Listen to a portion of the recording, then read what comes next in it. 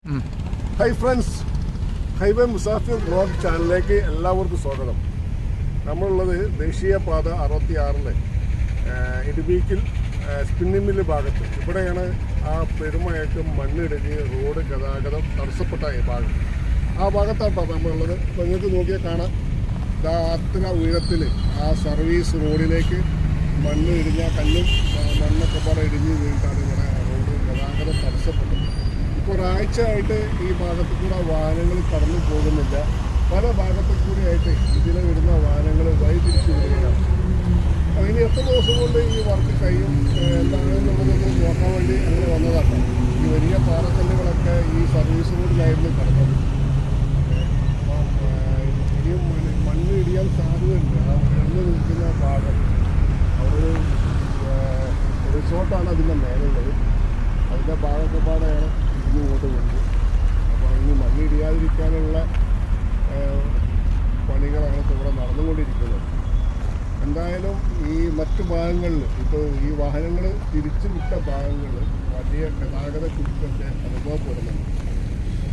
തൃശ്ശൂർ കോഴിക്കോട് ഭാഗത്തേക്ക് പോകുന്നത്, അതായത് കോഴിക്കോട് തൃശ്ശൂരിലേക്ക് പോകുന്ന ആ ഭാഗത്തേക്ക് വാഹനങ്ങൾ കടന്നു പോകുന്നുണ്ട്. ആ ഭാഗം ഓക്കെയാണ്. പക്ഷെ ഇവിടെ യൂണിവേഴ്സിറ്റി ഭാഗത്തുള്ള സർവീസ് റോഡാണ്, അതിലേക്കാണ് മണ്ണ് ഇടുന്നത്. ഇപ്പോൾ ഒരാഴ്ച ഇതിലേക്ക് 8 ദിവസമായി. ഇനി എത്ര ദിവസം കഴിയും എന്നറിയില്ല കേട്ടോ. ഇവിടെ അതിന് പകരമായിട്ട് ഇപ്പോൾ വേറൊരു സർവീസ് റോഡ് ഇവിടെ സെറ്റ് ചെയ്തിട്ടുണ്ട്. പക്ഷെ എന്താ വാഹനങ്ങൾ കടത്തി വിടാത്തതെന്ന് അറിയില്ല. ഇവർ പറഞ്ഞത് ഈ വീഡിയോ ഷൂട്ട് ചെയ്തത് നാളെ ഓപ്പൺ ചെയ്യുമെന്നൊക്കെ പറഞ്ഞിരുന്നു. ഒരു കൂടുതൽ അറിയില്ല കേട്ടോ. എന്തായാലും നല്ലൊരു മണ്ണിടിച്ചിലാണ് ഈ ഭാഗത്തുണ്ടായത്. ആ സമയത്ത് വാഹനങ്ങളൊന്നും അതിൽ പെടാഞ്ഞത് വളരെ ഭാഗ്യം. ഈ മഴക്കാലം എന്തായാലും ഈ വർക്കൊക്കെ ഇനി ഒരുപാട് സമയമെടുക്കും. ഈ പെരുമഴത്ത് ഈ ഭാഗത്ത് ഈ വർക്ക് എങ്ങനെ നടക്കുക എന്നൊന്നും പറയാൻ കഴിയില്ല. ഒരുപാട് വർക്ക് പെൻഡിങ് ഉണ്ട് ഈ ഭാഗത്ത്.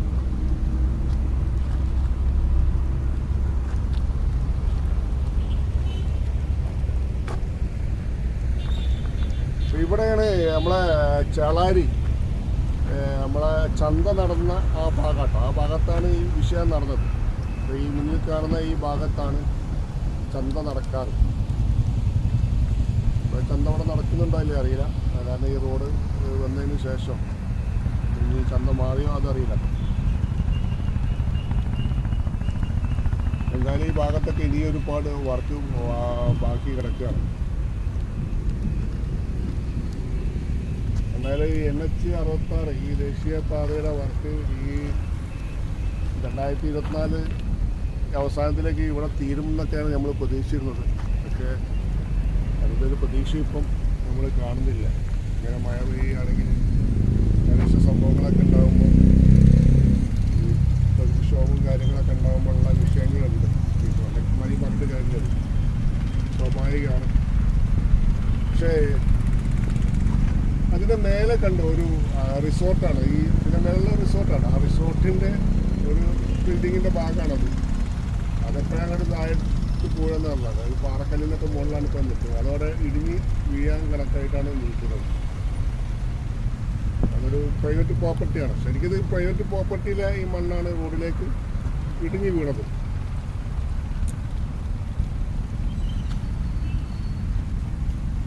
അപ്പോൾ നമ്മൾ വീഡിയോ ചെയ്തിട്ടേ ഒരു 2 മാസമായി.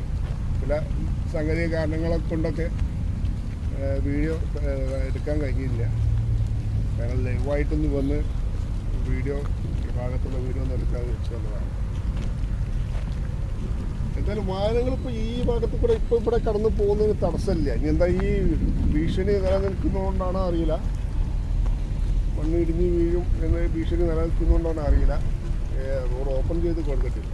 സർവീസ് റോഡ് ഇവിടെ സെറ്റ് ചെയ്തിട്ടുണ്ട്. ടാറിങ് കാര്യങ്ങളൊന്നും നടന്നിട്ടില്ല, താൽക്കാലികമാണ്. എന്തായാലും നല്ല മഴ, പെരുമഴക്കാലാണ്. മഴ തുടങ്ങുന്ന സമയത്താണ്. ഇപ്പോൾ റോഡ് വർക്കൊക്കെ എത്രത്തോളം മുന്നോട്ട് പോകുമെന്നുള്ളത് കണ്ടറിയണം.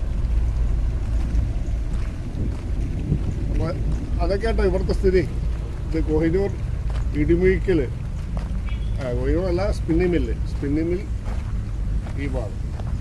വാഹനങ്ങൾ ഇവിടുന്ന് വരുന്ന വാഹനങ്ങൾ തിരിച്ചു വരുന്ന യൂണിവേഴ്സിറ്റി ഒരിപ്പുറം, അങ്ങനെ കടലുണ്ടി, പറവക്ക, ബൈക്ക് അങ്ങോട്ടൊക്കെ തിരിച്ചു വിടുന്നുണ്ട്. പല ഭാഗത്തു കൂടി പോകുന്നുണ്ട് വാഹനങ്ങൾ. ആ ഭാഗത്തൊക്കെ വലിയ ഗതാഗതക്കുരുക്കും അനുഭവപ്പെടുന്നുണ്ട്. ഇവിടുന്ന് എടുത്ത മണ്ണാണ് ഇപ്പോൾ ഈ കാണുന്നതൊക്കെ.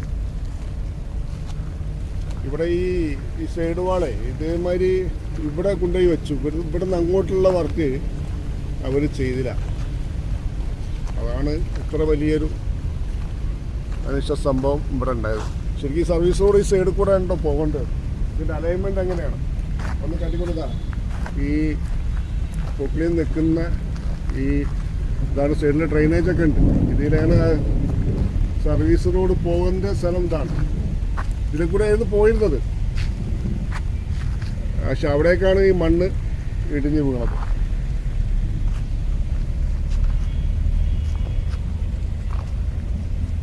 അപ്പോൾ ശരിക്കും മണ്ണൊരുപാട് മണ്ണ് ഇനി അവിടുന്ന് മാറ്റാനുണ്ട്. പകരം ഒരു സർവീസ് റോഡ് ഇവർ അതിൻ്റെ പുറത്ത് ഇവിടെ സെറ്റ് ചെയ്ത് വെച്ചിട്ടുണ്ട്. പക്ഷെ അത് ഓപ്പൺ ചെയ്ത് കൊടുത്തിട്ടില്ല. അതെന്താ കാരണം എന്നറിയില്ല കേട്ടോ. കൂടുതൽ മണ്ണ് കൂടെ ഇടിഞ്ഞ് വീഴും, വലിയ ഭീഷണി, സുരക്ഷാ ഭീഷണിയൊക്കെ ഉണ്ടാവുമോ അതോ എന്താണോ അറിയില്ല. അതുകൊണ്ടായിരിക്കും അറിയില്ല.